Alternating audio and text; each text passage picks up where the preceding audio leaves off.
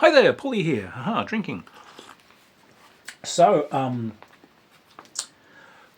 by I mean we got given an interesting gift. So, one of our channel viewers had an old wargaming friend who sadly died.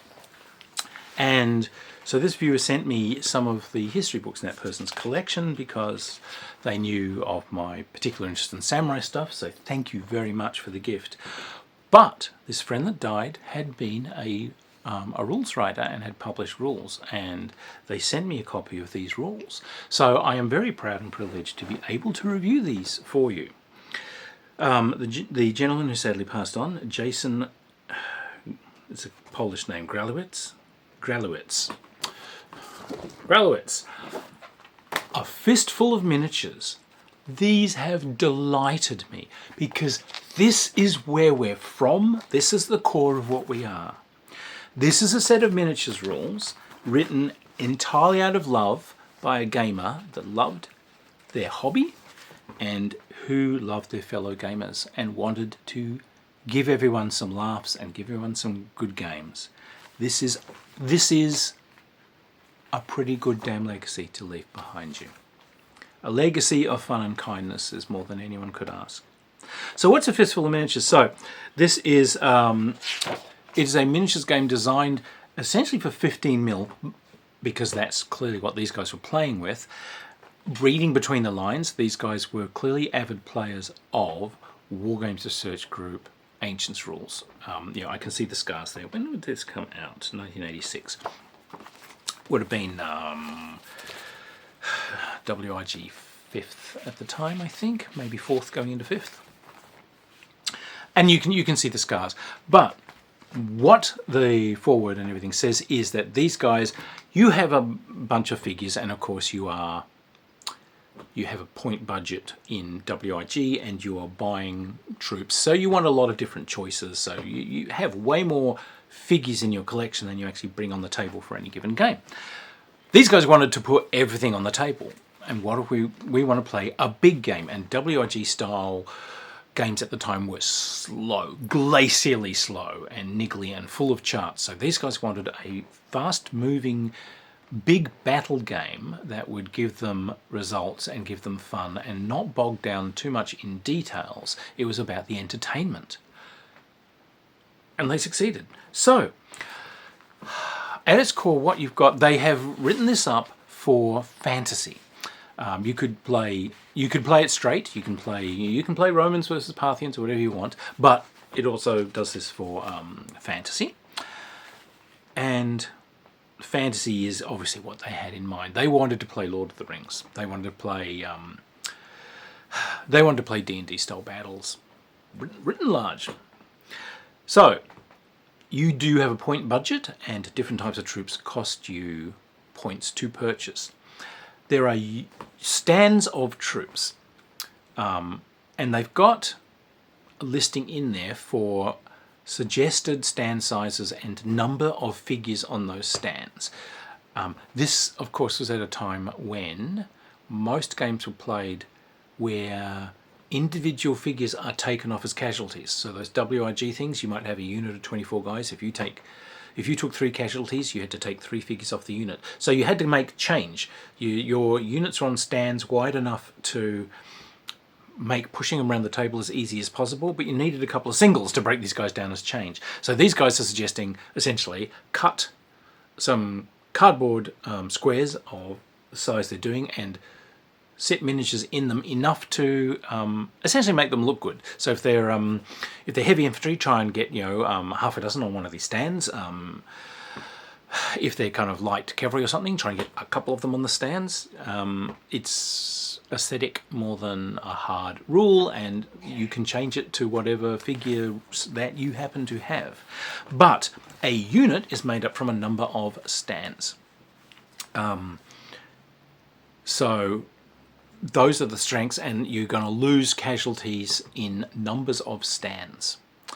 The more stands in a unit, it actually, if it's a large unit, it does do some extra damage and so on, but its initiative, it becomes clumsy to move. Its initiative can go down. So yeah, if you want something that's going to grind forward, you might want to put, I think the maximum is 6 stands into a unit. It might be 8 stands actually. But at that stage, it's not going to be very spry. But if you only have like units of 2 or 3 stands, then they can die off very easily. So, okay. They split things in the rules, and there is a basic game in this and an advanced and a supplement, which we'll go into. And these are beautifully self-illustrated, which is the other thing I like. This is, like I said, this is entirely a work of love. So, lovingly illustrated, you know, in biro by the original creator. And there you start to see some of the fun of it. They split the armor up. He's got one box there is heavy armors, plate mail, chain mail, leather, none, and leisure suit. And likewise, in the section on charge, they've got a MasterCard and a Visa card. In the section on pursuit, they've got troops storming forward, but they've got a police car in amongst them, etc. So, you know, they're having some fun, which is what gaming's all about. So, in the basic game, they say that there are 3 types of armour: heavy, light, or none. So if it's a medievally Lord of the Ringsy sort of thing, if they're just hey nonny nonny guys running around just in, you know, tunic and trousers and whatever, none. If they just have kind of leather jerkins or something like that, like a lot of the old orc figures and so on used to have, good, that's light. If they are mighty men of you know, Gondor or whatever, and they're wearing their full chainmail or something, good, that is heavy armour in the context of what you were playing. If you decided you were going to do, I don't know, Wars of the Roses, obviously the guys in full plate are going to be in heavy armour, the guys just wearing a breastplate or whatever are going to be, or a jack, they're going to be light armour, and again, the guys wearing Zodall are none. They've split morale. They've just said there are elites, there are regulars, and there are people with poor morale. Weapons, they've said, obviously there are missile weapons, bows, crossbows, what have you. And there are melee weapons, and in there are Wunderwaffe, wonder weapons. Weapons that are spectacular for some reason. They do more damage. So this could be the mighty two-handed mattocks of your dwarves, or it could be pikes, or the lances used by charging cavalry. These are things that do way more damage, particularly at the start of a combat. All right, fair enough. They've kept it very simple. There are also leaders. So these leaders can have they have a number attached, 1, 2, or 3. This is a bonus that they add to the movement, to the melee rolls, and to the morale rolls of any unit they attach themselves to. There are wizards. Wizards count as a +1 leader, so they can affect melee, and they can affect movement and morale. But wizards can also affect missile fire. And they don't have to attach themselves to a unit. They can affect that from anyone within 6 inches of them, but they only get to do each effect once. So they can't give a +1 missile fire to every friendly unit within 6 inches. They can pick one, and that gets a +1. So they are useful guys to have around. They also have clerics in this, and the clerics, they can attach themselves to units sort of as a +1 leader, and if they are facing things like units of undead, they can go on a rampage, which allows them to fight as a whole bunch of stands on their own. They add to the effectiveness of the unit. All right, fair enough. In points values, leaders, clerics, wizards are spendy, but you're going to want a few. And getting greedy and giving an army lots of like level 3 leaders is going to be expensive. Filling it full of lots of light armor guys with no particular weapons to speak of and poor armor, yeah, you can buy lots of those because you know they're crap, but they're fun. So obviously there's mounted and non-mounted troops. The other things I put in are giants and dragons. So I kept the magical creatures simple in the basic rules, and these guys essentially, they fight as a number of stands, even though it's a single stand of dragon, and you can only really have like one on each side. And when they take damage, if something is rolled enough to damage a stand when fighting against a dragon or a giant, they have to make a saving throw. And if they make the saving throw, then they're still in action, and if they fail the saving throw, they're taken out of action. They've either died or they've decided I'm 500 years old and I didn't get this way by being a moron, so they just sod off the battlefield. But you know, again, useful and a bit shocking. So it's pretty simple. You roll for initiative. The initiative roll is a dice, and you add the value of the highest leader value that you have in your army. So if you've got a leader 3, 1d6 plus 3. There is a charge phase, although they are clear that this could be just... Charge is a bad term, they say. It is more about moving into contact. So any unit on the side that's won the initiative, any unit that could reach a desired target with its movement, and you get extra movement when you're charging, it declares a charge. And they say, effectively, you move half of its charge move. If it reaches its target within half a charge move, the target does not get to react. So it can't fire defensive fire, it can't countercharge. If it hasn't reached it by its halfway point, then the target unit can do a reaction. So if it's got missiles, it can fire, it can stand and fire. If it is regular or elite morale, it can attempt to change formation. So it might go into, if you've got kind of lots of little guys with spears or something, you might decide you're going to form into a hedgehog to stop them being able to go around your flanks. There's little rules for that. Or they can countercharge, so they come forward and meet these guys halfway. So you get, once you have had one side do its moves to contact, the second side does its moves to contact. Then you do all other normal movement, and then you figure out the melees and the missile fire. So anyone that's not engaged can now shoot, and you can only shoot if you haven't done defensive missile fire of some sort in the charge turn. And this is where it gets sort of, it's an interesting idea. So back in these days, a habit that came from the WRG rules was average dice. That is a D6 that is marked 2, 3, 3, 4, 4, 5 on its sides. So there's no 6 and there's no 1. So basically what you do is you take a D6 and you would paint out 2 of the dots on the 6, and you would, what would you do? Yeah, you would paint 2 extra dots on the 1, so that becomes a 3. Yep, so that gives you 2, 3, 3, 4, 4, 5. Yeah, because in WRG what you would do is, when you're in combat, barbarians, quote unquote, would roll a D6 to add to their basic melee factor, because the idea is they're barbarians, so sometimes they can fight really, really well, but sometimes something chaotic might have happened, and you know that works badly. Whereas the regulars, they have more average expected results. They tend to work within the bands that they sort of are trained to deliver. So they change the randomizer factor. Right. So what you do is when you are firing, you roll an average dice. You multiply that by, you take the dice and you modify it, because there will be additions or subtractions to the dice roll depending on what armor the target has, what range it's at. So you get a negative if it's long range, you get a negative if he's in heavy armor, you get a negative if he's in cover, obviously, or if he's if he's behind fortifications, these sorts of things. So that gives you a basic factor.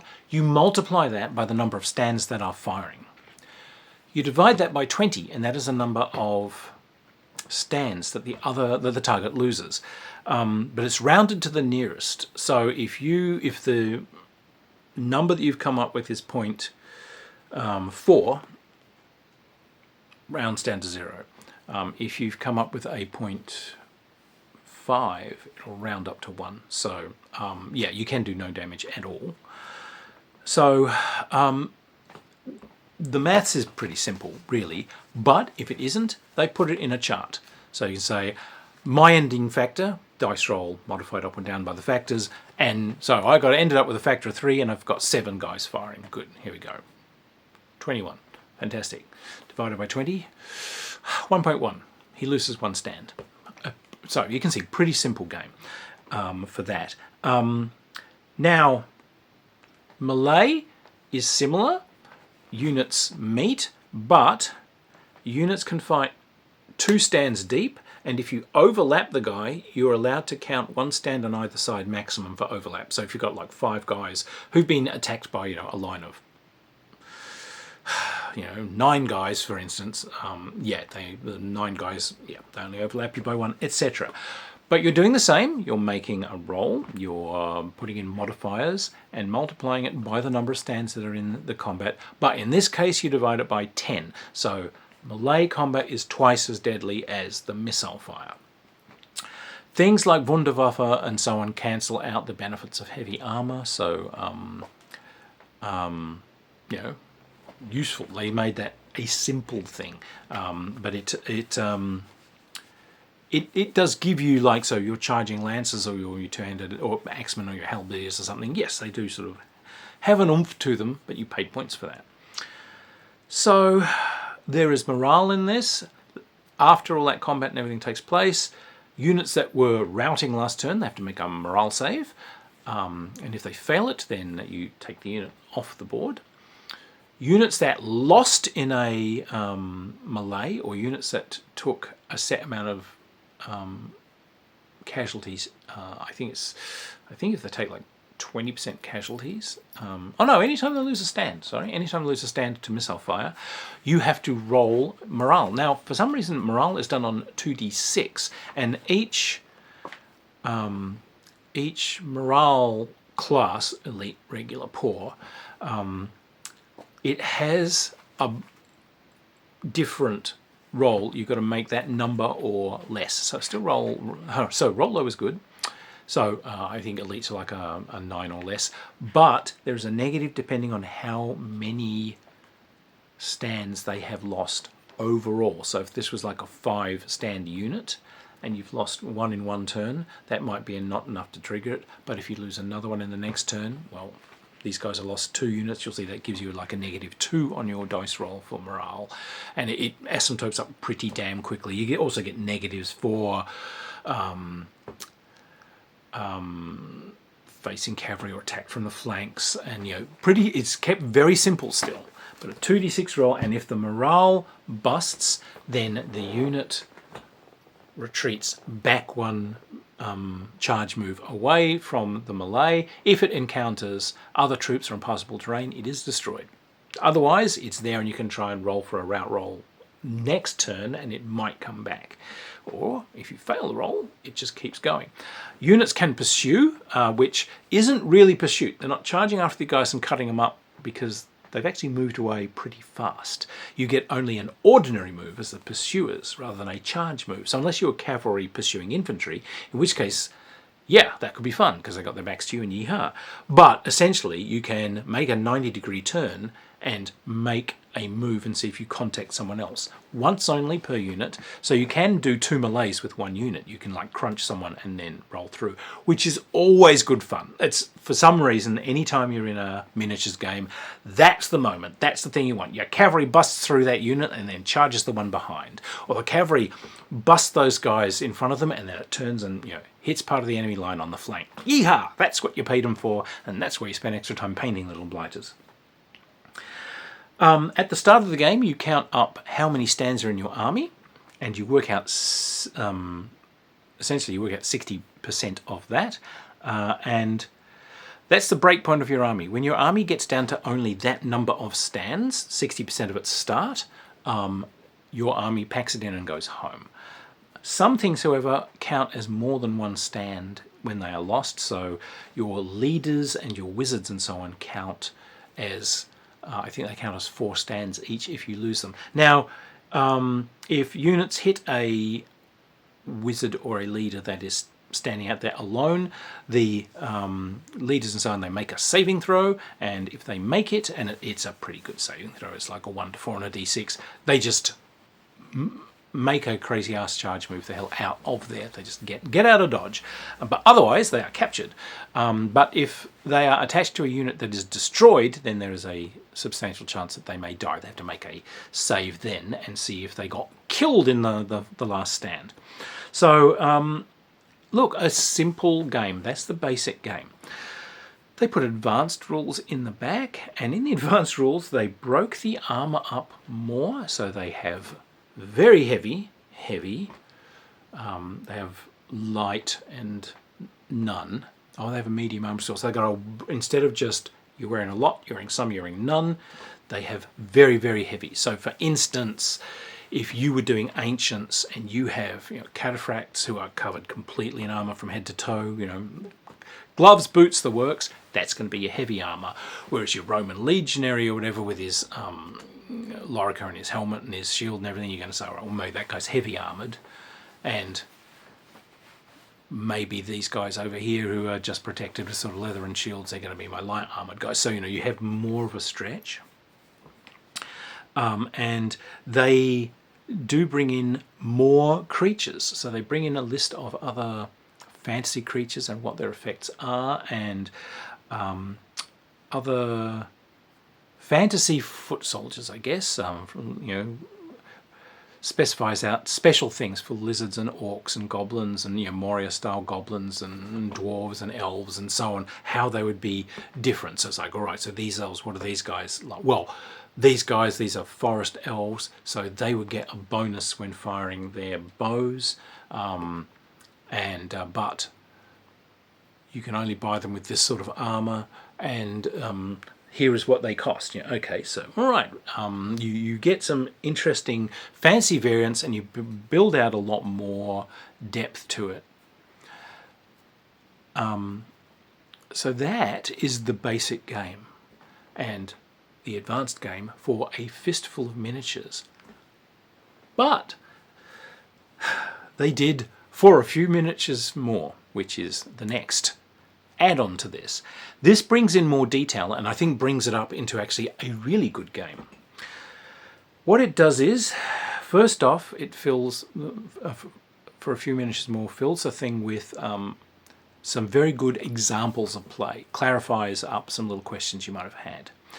Then what it does is it breaks down Wunderwaffe, the wonder weapons, into more detailed categories. So it'll say there are heavy melee weapons like two-handed swords, two-handed axes and so on. There are pole arms like halberds and naginata and what have you, and pikes. And then they say, right, you've paid Wunderwaffe points for them, but each of these now has a different effect. Now in the movement in the game, like many kind of Napoleonic style games at the time, in the original one, if you were in a column, which means you're in a formation that is deeper than it is wide, you got a negative to your dice roll in melee, but you moved way faster. So, that was the thing. Particularly if you had like a second line reserves or something, you might put them in columns so you could zoom them round, and then when it's their turn, you spend half a turn kind of changing them into a different formation before they move off. But pikes do not get a negative for fighting in column, and they can fight 4 deep instead of 2 deep. And there are some other little rules, like cavalry cannot frontally charge pike, unless the pike are already in melee to a flank or rear, in which case they've actually turned in that direction so they could charge home on them. Now, in the game, infantry cannot charge cavalry unless that cavalry is already in melee, or unless you're charging at a flank or rear. Yes, perfectly true. Not going to happen. They can kind of walk into contact if these guys are stuck somewhere, but units can evade as well. Sorry, I neglected to mention, but yes, if you've got like cavalry or skirmishers and so on, you can roll and try and nick off. So, walking into them is not going to be a great idea. But, so pike can grind forward into cavalry. That doesn't apply to them. So pike are really good cavalry killers. But they are clumsy, so if they can't go into rough terrain and uneven terrain, it screws them up and makes them vulnerable. So, okay, great guys for the middle. Pole arms, likewise. Pole arms, cavalry cannot charge pole arms frontally, and they have much the same rules, so they only fight 2 deep like anyone else. But they are not as vulnerable to rough terrain and so on. So fantastic. If you were doing like your Swiss pikemen, good. You got your Swiss pike in the middle, dun, dun, dun, dun, and yes, guard the flanks with the halberdiers, because they are the more kind of rough terrain guys, and they're still pretty damn safe against cavalry. They differentiate between the other Wunderwaffe. They just get a bonus in melee damage that they do. So these ones are the for bashing around and doing damage. These ones have special effects. You fight deeper or you fend off cavalry. Great, very happy. They split up the effects between like crossbows and bows, and they bring in composite bows and slings and these sorts of things, so they differentiate between missile weapons more. So you can see it's bringing in that detail that they deliberately avoided in the first game. Still not, it's not slowing you down with details, but you've got more choices now. They bring in yet more creatures, and it makes this into way more of a detailed game. It brings in elephants, war elephants and that sort of thing. The elephants are kind of cool. Again, they're a bit like the dragons in that a stand of elephants actually in melee counts as multiple stands, so they are quite butch. However, like the dragons, if they take damage, they make a saving throw. And if they make the saving throw, fine, they're still there. If they roll a 1 on the d6 that is a saving throw, the elephant goes berserk and it moves at a random direction and begins fighting its way. It melees whatever it encounters. So if you've moved elephant into someone and they go berserk and come backwards into your own line, they can trample your own troops and do damage. Great, like not a frequent occurrence, but they have it in there because, it's mentioned so frequently historically. And makes you think. You're probably not going to put some guys there. I noticed some other little tactics on this, like for instance, because you are doing that calculation of 60% of your forces, what you might want to do is buy crap. Get your guys you want to do the fighting with and find something like just peasants wearing nothing but, jock straps filled with moth holes, and they're armed entirely with pointed sticks, so these guys are going to be like half a point each. And buy a bunch, and that's kind of like your back line. And God help you if they ever go into combat or get shot at, because they're going to absolutely get slaughtered. But they kind of buoy up the morale of the ones you're planning on fighting with, because, I went from an army that had, 60 bases. Yeah, but I've got 100 bases of this total shite behind me. So, hey, and it cost me like 20 fighting bases, but effectively I have 140 bases worth of casualties that I can take. So yeah, you got some little niggly things you can do there. So look, it is nice. It brings in artillery pieces, so it brings in not only catapults and so on, it brings in artillery, those sorts of things for gunpowder. And again, they're pretty simply done. They count as a set number of bases, again, that fire, but of course they are very clumsy. You can't move them around much, so it's, they could be a useful thing. They've got some really funny scenarios in here. One of them was 1,000 orcs and an ice cream truck. I love it.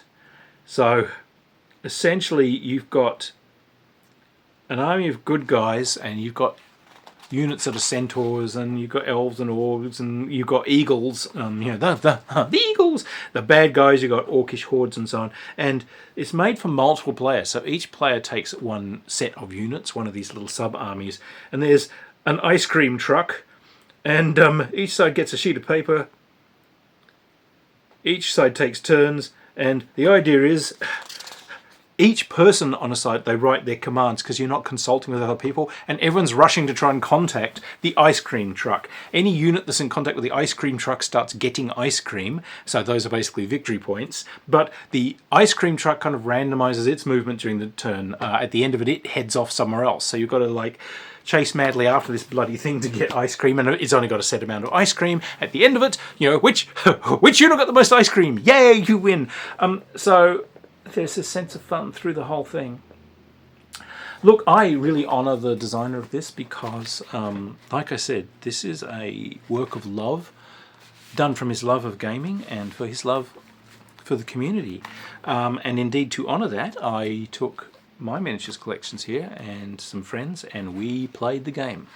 And we had the time of our lives. This is a good game. It is simple. It is fast moving. It works well. It's got that old school miniatures feel. So new school miniatures rules are often very formal and have a set of very kind of set moves, and they're usually counter heavy, and they've got all these kind of things. This has that old school thing where we've got a charge move, we've got missile fire, melee, and we've got morale. Pretty damn simple. And wackily enough, this has some groundbreaking ideas in it. This has come out pretty much in the same year that DBA is first tested by Wargames Research Group. So Sue Barker is cooking up DBA, which was a game that used that idea of a stand of troops as almost like a game counter, but not doing a miniatures game where you're taking individual figures off as casualties. That was lauded as the first time that had actually been done in a war game. This game comes out the same year, and it comes out at pretty much the same time. So this idea occurred to this author at the same time it was occurring to others, and I think this guy beat him out. So it is actually a bit of a landmark game in miniatures, because it's one of the first games that makes that evolutionary leap from kind of what I think of in many ways as toy soldier playing, where I have a collection of soldiers, and as the unit takes damage, I take individual soldiers off, and they're very niggly to push around, so it's a slow game mechanically to play, to moving to stands, because stands are actually dead easy to move. They come in a group, and you can just put them on a bigger tray. They're really easy to move, and casually calculation is simple. You just like you're taking off entire stands, so the units sort of die by fairly visible, seeable chunks. So it is actually a bit of a landmark game. But we played it. We had a great time. We did kind of Lord of the Rings stuff. So I pulled out orcs and things. This game actually makes me want to go on to Helion Books. The first armies that I ever made, really all of my very own, that weren't Napoleonic, were the minifigs fantasy figures. They made pig snout orcs, and I had an army of pig snout orcs. Sadly, lost in a tragic marriage breakup, but Helion Books still has a lot of these classic miniatures. They make them there for sale. So, I have a sudden desire to make a mighty army of pig-faced orcs. And that range, by the way, that was where most of our miniatures came from for playing things like Dungeons and Dragons. This was the range that had, wizards with pointy hats and dungeon mules and skeletons and giant scorpions and those sorts of things. This was the minifigs range, still made by Helion. If you go to the Helion Books site, it's actually you can see under their miniatures ranges they've got minifigs, miniature figurines. The Lego ones actually I find strange, because you actually stole a copyrighted term. Minifigs was one of the oldest manufacturers and was making lead soldiers, way back in the early 60s. So anyway, it did bring out a lot of nostalgia in me, but this is a game I didn't just enjoy as a nostalgic exercise, it's actually a bloody good game. More power to Jason for the game that he did. As I said, he gave this to a community out of a sense of fun and wanting to share that fun with us. And Jason might be gone, but the fun remains. He made a game that is still going to be shared and enjoyed by people. And for a gamer, that's a pretty good legacy right there. So anyway, look after yourselves, everybody. Take great care of your personal safety in these trying times, particularly for those of you in the USA and UK, in the trans community and rainbow communities particularly. But, as always, my advice is live magnificently and fight the bastards. We shall see you anon, hopefully around a games table someday. Much love to everyone out there. Okay, bye.